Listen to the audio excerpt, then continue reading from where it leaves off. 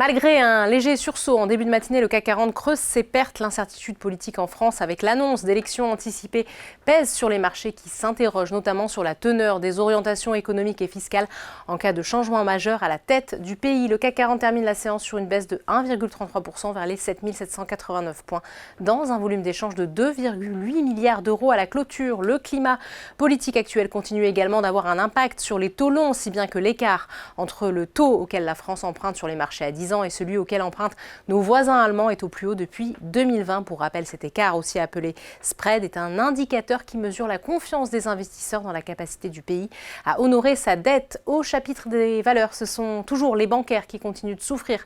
Société Générale recule encore de 5,02%, Crédit Agricole de 3,9%, BNP Paribas de 3,89%. La foncière commerciale Unibail-Rodamco-Westfield se replie aussi de 4,10%. Quelques sursauts sont à noter du côté de l'indice avec Edenred, Danone et Carrefour qui est numéro 1 sur l'indice, plus 1,17%, des valeurs qui font figure de refuge auprès des investisseurs. Sur le SBF 120, les groupes audiovisuels sont mis sous pression alors que le Rassemblement national entend privatiser l'audiovisuel public s'il accédait au pouvoir. Voilà qui pénalise fortement TF1 qui verrait ses recettes publicitaires fortement mises à mal avec un tel scénario. Le titre baisse de presque 7% de son côté. Atos n'en finit plus de sombrer après l'annonce de la poursuite des négociations pour sa restructuration financière avec le consortium mené par OnePoint. Le conseil d'administration d'Atos a en effet préféré cette offre à celle du milliardaire tchèque Daniel Kretinsky. Enfin, on termine avec les marchés US.